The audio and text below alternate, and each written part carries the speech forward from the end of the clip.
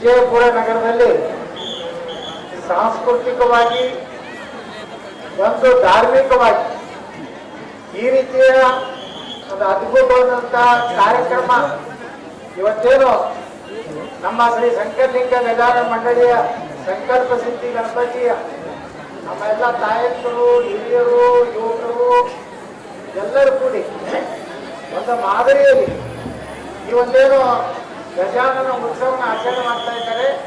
ಅವರಿಗೆಲ್ಲ ನನ್ನ ಪರವಾಗಿ ಉತ್ಪೂರ್ಣವಾದಂತ ಧನ್ಯವಾದಗಳನ್ನ ಕಳಿಸ್ತಾ ಇದ್ದೇನೆ.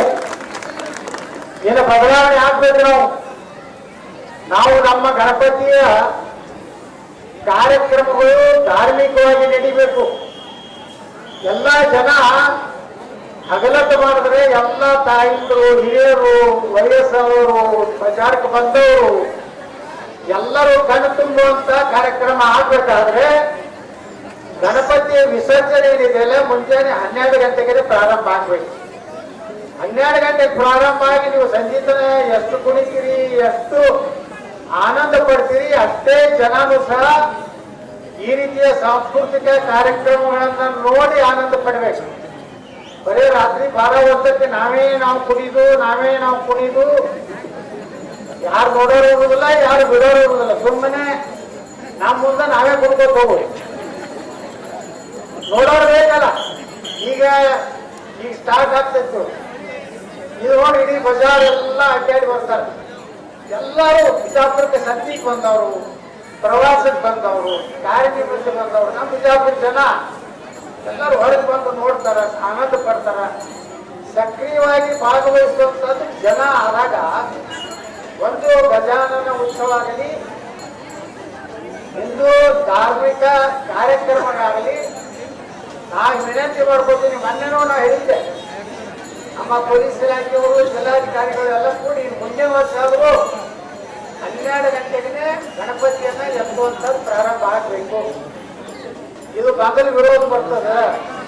ಒಂದಿಷ್ಟು ಮಂದಿ ಧಿಕ್ಕಾರ ಅಂತಾರ, ಅನಾಲ್ಯಾಕ ಆ ಧಿಕ್ಕಾರ ಅನ್ನೋದ್ರಿಂದ ಏನು ನನಗೇನು ನುಕ್ಸಾನ ಆಗೋದಿಲ್ಲ. ಭಾಳ ಮಂದಿ ಧಿಕ್ಕಾರ ಅನ್ನೋ ಕಂಪನಿ ಭಾಳ ಅದಾರ. ಅದು ನಾನೇ ಆಸೆ ಬರ್ಲಾಕತ್ತೀನಿ. ಯಾಕಂದ್ರೆ ಯಾವುದೇ ಬದಲಾವಣೆ, ಒಂದು ಕ್ರಾಂತಿಕಾರಿ ಬದಲಾವಣೆ ಆಗಲೇ ಇಲ್ಲ. ನಮ್ಮ ಸಂಕ್ರಮಣ ಜಾತ್ರೆನೂ ಹಂಗೆ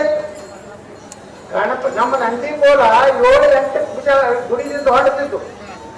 ಮುಂಜಾನೆ 4, 5, 6 ಯಾರು ಗ್ಯಾಸ್ ಹಿಡಿಯೋರು ಸಹಿತ ದಂಡೆಗೆ ಹೋಗಿ ಕೂತಿರ್ತಿದ್ರು. ಆ ನಂದಿಗೋಲ್ ಹಿಡಿಯೋರು ಸಹಿತ ಆ ಕಡೆ ಒಮ್ಮೆ ಈ ಕಡೆ ಹೊಳ್ಳಾಡಿ ಲೈಟ್ ಕಂಬಿ ಆಗ್ತಿತ್ತು, ಅಪ್ಸರ್ಪನ್ ಆಗಿ ಏನೇನು ಕರೆಂಟ್ ಸ್ಪಾರ್ಕ್ ಆಗಿ ಏನೇನೋ ಆಗ್ತಿತ್ತು. ಅದು ಒಂದು ಗಂಟೆ ನಿರ್ಣಯ ಮಾಡಿದ್ರು ನಾವು, ವಿರೋಧ ಬಂತ ಮೊದಲು. ಆದ್ರೆ ಇವತ್ತು ಸಂಕ್ರಮಣ ಜಾತ್ರೆಯನ್ನ ಹಗಲಕ್ಕೆ ಎಲ್ಲಾ ಜನ, ಲಕ್ಷಾಂತರ ಜನ ಕಣ್ಣಿಗೆ ನೋಡ್ಲಕತ್ತ. ಅದಕ್ಕೆ ವಿಜಯಪುರದ ಗಣಪತಿ ವಿಸರ್ಜನೆಯೂ ಸಹ ಮುಂದಿನ ವರ್ಷದಿಂದ ಒಂದು ಕಟ್ಟುನಿಟ್ಟಾಗಿ 12 ಗಂಟೆಗೆ ಎಲ್ಲ ಮಂಡಳಿಯವರಿಗೆ ಸೂಚನೆ ಕೊಟ್ಟು ಪ್ರಾರಂಭ ಮಾಡಿದ್ರೆ, ನೀವೇ ಹೇಳ್ತೀರಿ ಆ ಕಾರ್ಯಕ್ರಮ ನೋಡಿದ ಜನ ಖುಷಿ ಪಟ್ಟಾಗ ನಿಮಗೂ ಅನ್ನಿಸ್ತದೆ. ನಿಮ್ಮ ಮನೆಯವರು ಬಂದು ಹೊರಗೆ ಬಂದು ನೋಡ್ತಾರೆ. ನಿಮ್ಮ ಮನೆಯವರು ನೋಡುದಿಲ್ಲ, ನೀವೇ ಕುಣಿತಿರ್ತೀರಿ. ನಮ್ಮ ಮನೆಗೆ ಬಂದವರಿಗೆ ನಾನೇ ನಂದಿಕೋಲ್ ಹಾಕೋತೀನಿ ಅಂತ ಹಾಕೋತಾರೆ, ನೋಡೋರೇ ಆಗಲ್ಲ. ಅವರೆಲ್ಲ ಹೊರಗೆ ಮಕ್ಕೊಂಡಿರ್ತಾರೆ. ಅದಕ್ಕೆ ಒಂದು ವೇಳೆ ಸಾಂಸ್ಕೃತಿಕ ಕಾರ್ಯಕ್ರಮಗಳು ಈ ರೀತಿ ಒಂದು ಬದಲಾವಣೆ, ಪ್ರತಿಯೊಂದು ಪರಿವಾರದಿಂದ ಜನ ಹೊರಗೆ ಬಂದು ಇವತ್ತು ನೋಡುವಂತದ್ದಾದಾಗ ಮಾತ್ರ ಇವತ್ತು ನಮ್ಮ ಶಿವರುದ್ರ ಬಾಗಲಕೋಟೆ ಹೇಳೋದು ಇಲ್ಲ. ಒಂದು ಕಾರ್ಯಕ್ರಮ ನಾವು ಮಾಡಿದ ಮ್ಯಾಗೆ ಜನರಿಗೆ ನೋಡ್ರಿ, ಅದನ್ನ ನೋಡಿದಾಗ ಅಂತ ಎಲ್ಲರಿಗೂ ಆ ಒಂದು ಹೆಣ್ಮಕ್ಳು ಮಾಡಿದಂತ ಶಿವಪಾರ್ವತಿ ಗಣಪತಿಯ ಒಂದು ಆರಾಧನೆಯಿಂದ ಈ ಕಾರ್ಯಕ್ರಮ ಉದ್ಘಾಟನೆ ಆಗಿದೆ. ಈಗ ನಾನು ಉದ್ಘಾಟನೆ ಮಾಡೋದು ಅವಶ್ಯಕತೆ ಇಲ್ಲ. ಗಣಪತಿ ಬಂದನಂದ್ರೆ ಉದ್ಘಾಟನೆ ಆಗಿದೆ. ಅದಕ್ಕೇನು ಉದ್ಘಾಟನೆ ಪ್ರತಿಘಟನೆ ಇಲ್ಲ. ಅದಕ್ಕೆ ನಾ ಹೇಳ್ತೀನಿ, ಬಂಧುಗಳೇ, ಕೈ ಮುಗಿದು ಕೇಳ್ಕೊತೀನಿ, ಯಾರೂ ಸಹ ನಮ್ಮ ಸನಾತನ ಹಿಂದೂ ಧರ್ಮಕ್ಕೆ ಅಪಮಾನ ಆಗೋ ರೀತಿಯಲ್ಲಿ ನಡ್ಕೋಬೇಡ್ರಿ. ಇವತ್ತ ಪತ್ರಕರ್ತರು ಕೇಳಿದ್ರು ನನಗೆ, ಆ ಗಣಪತಿ ಒಳಗ ಕುಡಿದು ದಾತಿ ಮಾಡಿ ಮಾಡ್ತಾರೆ, ನಮ್ಮ ಮಂದ್ಯಾಗ ಹಂಗೆ ಮಾಡೋದಿಲ್ಲ ಅಂತ ಒಬ್ಬ ಅವನು ಬಿಜಾಪುರ ಲೀಡರು ಸ್ಟೇಟ್ಮೆಂಟ್ ಕೊಟ್ಟಾರಂತ ಹೇಳಿದ್ರು. ನಾ ಹೇಳಿದೆ, ಇಂಥದ್ದು ನಮ್ಮ ಸಮಾಜದ ಕುಡಿದು ತಿಂದು ಮಾಡ್ತಾರಪ್ಪ ಅಂತ ಕೆಟ್ಟ ಪರಿಸ್ಥಿತಿ ನಮ್ಗೆ ಬರಬಾರ್ದು. ಗಣಪತಿಯನ್ನ ಬಹಳ ವಿಶೇಷವಾಗಿ ನವರಾತ್ರಿಯನ್ನ ನಾವು ಭಯ ಭಕ್ತಿಯಿಂದ ನಿಮ್ದೇನೇ ಚಟ ಇದ್ರೆ ಹಿಂದ್ಗಡೆ ಮಾಡ್ಕೊಳ್ಳಿ. ಇಲ್ಲಿ ಬಂದಾಗ ಮಾತ್ರ ಜಳಕ ಮಾಡಿ ದೇವರ ಧ್ಯಾನ ಮಾಡಿ ಇಲ್ಲಿ ಒಳ್ಳೆಯದನ್ನ ದೇವರಿಂದ ಬೇಡಬೇಕಾಗಿತ್ತು. ಅಷ್ಟೇ ಒಳ್ಳೆಯದಾದ ವಿಘ್ನಗಳೆಲ್ಲ ನಾಶ ಆಗಬೇಕು. ಬಿಜಾಪುರಕ್ಕೆ ಇರುವಂತ ಕೆಲವೊಂದು ವಿಘ್ನ ಸಂತೋಷಗಳು ನಾಶ ಆಗಬೇಕಂತ ನೀವೆಲ್ಲ ಬೇಡ್ಕೋಬೇಕು. ಏನಾದ್ರು ಒಳ್ಳೆ ಕೆಲಸ ಆಗ್ತದೆ ಅಡ್ಡ ಹಾಕುವಂತ ನಾಶ ಆಗಲಿ, ಬಿಜಾಪುರ ಇನ್ನ ಉದ್ಧಾರ ಆಗಲಿ, ಇನ್ನೂ 10 ಮೆಡಿಕಲ್ ಕಾಲೇಜ್ ಬರಲಿ, ಬಿಜಾಪುರಕ್ಕೆ ಇಂಡಸ್ಟ್ರಿ ಬರಲಿ ಅನ್ನೋಂಥದ್ದು ಹೊರತು ನಾವೇನ್ ಮಾಡಕತ್ತೀವಿ ನೋಡಿ. ಬಿಜಾಪುರ ಎಷ್ಟು ಸುಂದರವಾದಂತ ಬಿಜಾಪುರ ನಿರ್ಮಾಣ ಆಗಿದೆ. ಇದು ಇಟ್ಟೇ ಕೂಡ ಬಿಜಾಪುರನಾಗ ಒಂದು ರೀತಿ ಹತ್ಯೆ ಆಗಿದೆ. ನಮ್ಮ ಕಮಿಷನರ್ ನಾವು ಬಹಳ ಪ್ರಯತ್ನ ಮಾಡಿದ್ವಿ, ಇದೆಲ್ಲ ಪರಿಹಾರ ಕೊಟ್ಟು ಏನಾರು ಮಾಡಬೇಕಂತ. ಸರ್ಕಾರ ಬಜೆಟ್ ದುಡ್ಡಿಲ್ಲ. ಈಗ ನಮ್ಮದು ಇಲ್ಲಿ ಪೊಲೀಸ್ ಹೆಡ್ ಕ್ವಾರ್ಟರ್ನಿಂದ ಸ್ವಲ್ಪ SP ಆಫೀಸ್ ತರ ಫುಲ್ ಆಗಿಬಿಟ್ರ, ಇದು ಇಟ್ಟು ಫುಲ್ ಆಗಿಬಿಟ್ರ ಬಿಜಾಪುರವನ್ನ ಮೀರಿಸುವಂತ ನಗರ ಕರ್ನಾಟಕದಲ್ಲಿ ಯಾವೂ ಇಲ್ಲ. ಬೇಕಾದ್ರೆ ಬೆಳಗಾವಿ ಹುಬ್ಬಳ್ಳಿ ನೋಡ್ಕೊಂಡು ಬರ್ರಿ. ನಾ ಹೇಳಕ್ಕೆ ಸುಳ್ಳಿದ್ರ ಹುಬ್ಬಳ್ಳಿ ಪರಿಸ್ಥಿತಿ ಹೆಂಗೈತಿ, ಬೆಳಗಾವಿ ಹೆಂಗೈತಿ, ಕಲಬುರಗಿ ಹೆಂಗೈತಿ, ನಮ್ಮ ಬಿಜಾಪುರ ಹೆಂಗೈತಿ. ನಮ್ಮ ಕಮಿಷನರ್ ಅವರು ಇದ್ದಾರೆ ಇವತ್ತು, ನಮ್ಮವರೇ ಮಹಾಪೌರಾಗ್ಯಾರ, ನಮ್ಮವರೇ ಉಪ ಮಹಾಪೌರಾಗ್ಯಾರ. ಫುಲ್ ಕಂಟ್ರೋಲ್ ನಮ್ಮ ಕೈಗೆ ಐತಿ ಬಿಜಾಪುರ.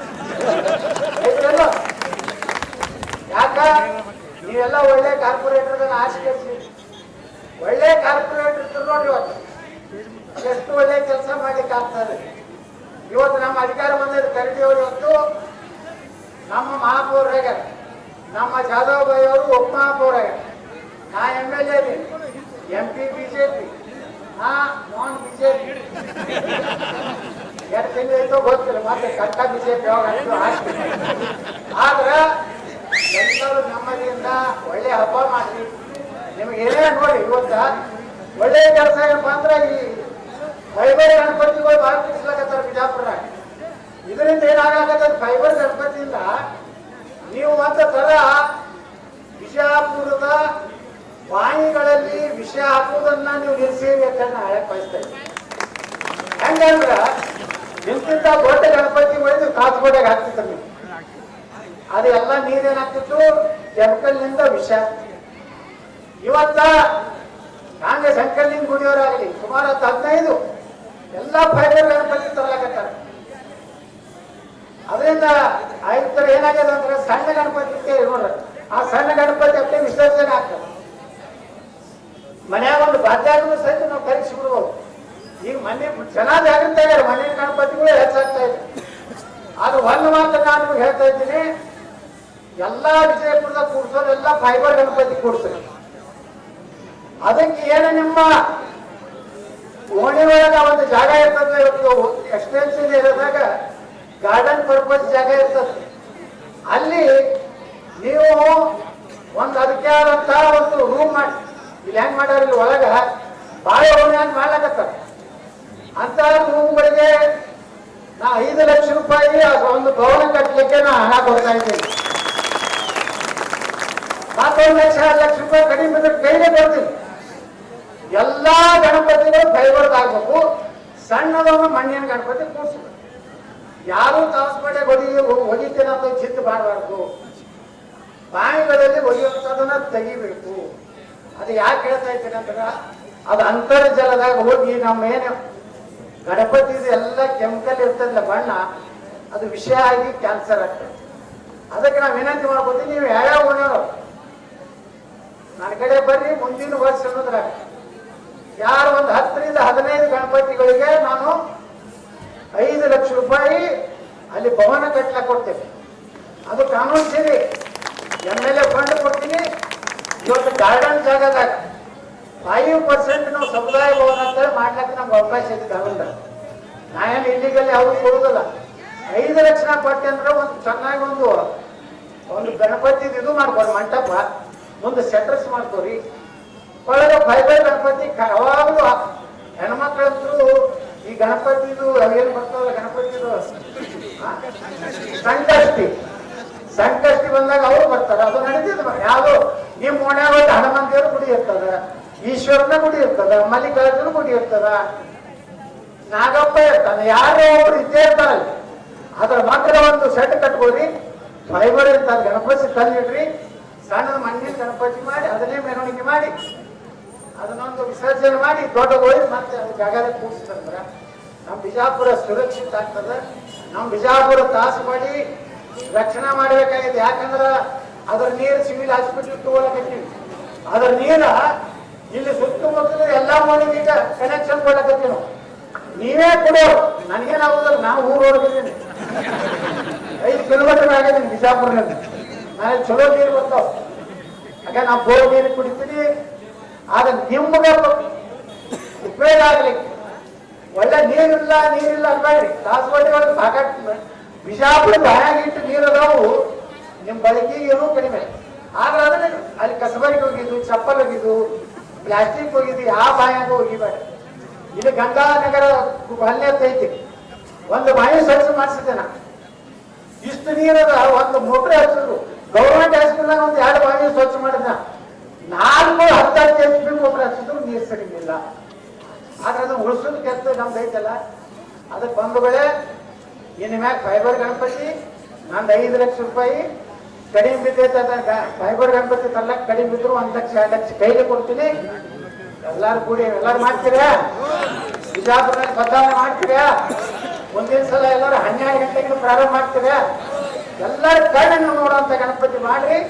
ಇಡೀ ಕರ್ನಾಟಕ ವಿಜಯಪುರ ಗಣಪತಿ ಅಂತ ನೋಡ್ಲಕ್ಕೆ ಲಕ್ಷಾಂತರ ಜನ ಬರೋಂಗ್ ಮಾಡ್ಲಿ ಅಂತ ಹೇಳಿ ಆ ಸಂಕಲ್ಪದಲ್ಲಿ ಶಿವೋಗಿ ಸಿದ್ದರಾಮಯ್ಯನ ಬಲ್ಲಿ, ಗಣಪತಿಯಲ್ಲಿ ಭಗವಾನ್ ಶಿವನ ಬಲ್ಲಿ ಪಾರ್ವತಿಯನ್ನು ಹೇಳ್ಕೊಂಡು ನಿಮ್ಮೆಲ್ಲರ ಹೃದಯ ಕಮಲಗಳಿಗೆ ನಮಸ್ಕರಿಸಿ ನಾನು 2 ಮಾತು ಮುಗಿಸ್ತೇನೆ.